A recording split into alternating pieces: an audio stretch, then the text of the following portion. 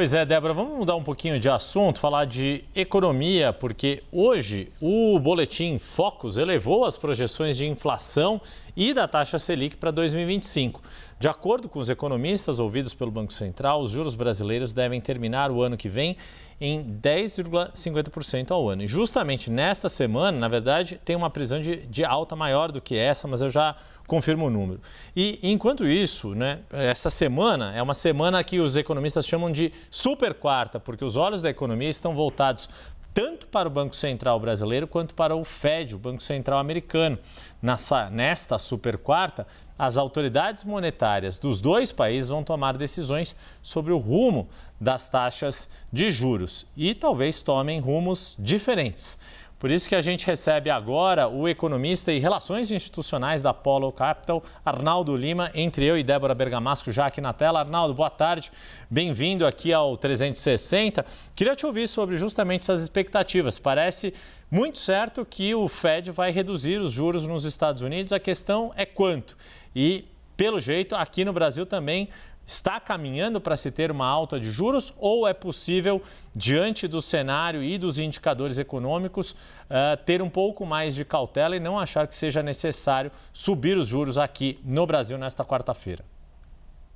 Boa tarde, Yuri. Boa tarde, Débora. Obrigado pela oportunidade. Uma boa tarde para todos os que estão nos assistindo. Bem, primeiramente, a gente olhar sempre do lado positivo, né? Se a gente está falando que, no final das contas, o Banco Central brasileiro pode, de algum momento, com uma expectativa de mercado de aumentar a taxa de juros, é fruto do maior crescimento econômico em relação ao que era previsto há um ano antes, né? Então, a gente está quase dobrando. Nós, economistas, costumamos aí errar bastante nas nossas projeções, né? Mas a gente está dobrando o valor do crescimento real da economia em relação a um ano antes, quando a gente olha o boletim Focus, né?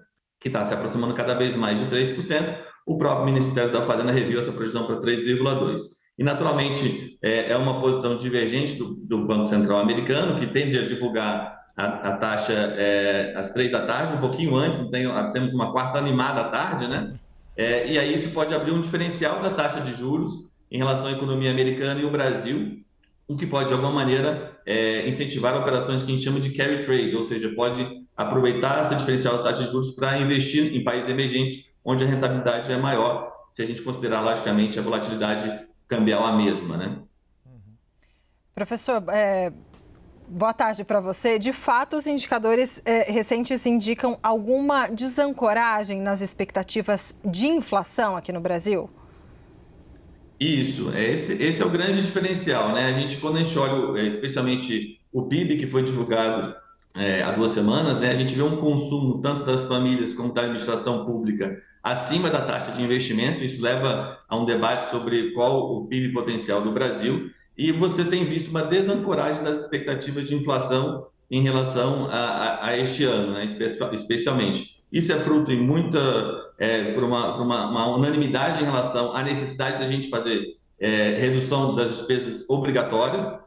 Então, quando a gente olha, a economia é a ciência da previsibilidade, né? Então, para a gente ancorar expectativas e poder ter um crescimento sustentável, é importante que a gente faça um dever de casa melhor do que os nossos concorrentes, né? Que são os países emergentes. Então, a dívida brasileira tem crescido bastante.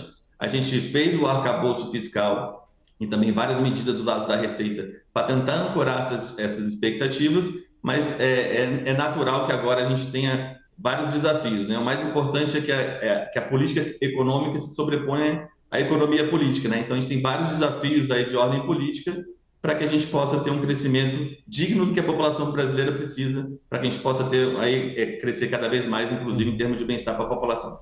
Arnaldo, deixa eu te perguntar, então, se eventualmente ocorrer esta alta de juros na próxima reunião do Copom, nos seus modelos, quando que ela teria um impacto neste crescimento que todos nós desejamos que a economia brasileira tenha? Me parece que o crescimento deste ano já está mais ou menos contratado, digamos assim, esse crescimento acima das expectativas, mas quando que uma eventual alta de juros a partir desta reunião desta semana poderia comprometer o crescimento futuro do país? Bem, Yuri, excelente pergunta. Acho que o mais importante é a gente diferenciar o que é a taxa básica, que é a Selic, da taxa de juros real, né? Que é onde nós investidores baseamos aí as nossas alocações de investimentos. Então, nesse momento, a gente pode ter uma elevação da taxa de Selic e uma ancoragem das expectativas de inflação, ou seja, a expectativa de inflação 12 meses à frente pode cair. Então, pode ser que a taxa de juros real tenha um efeito mais positivo do que somente olhando a Selic per se, né? Então, a expectativa, de acordo com o Foco, são um aumento para o final do ano de 0,75 pontos percentuais, né? E no Fed, 1 ponto percentual. Começando lá, tem uma expectativa de uma probabilidade maior de um aumento de 0,50, 60% de 0,50 e 40%, 0,25, e aqui está na direção também mais de 0,25. Arnaldo Lima, economista e relações institucionais da Apollo Capital, agradeço bastante sua disponibilidade de estar conosco.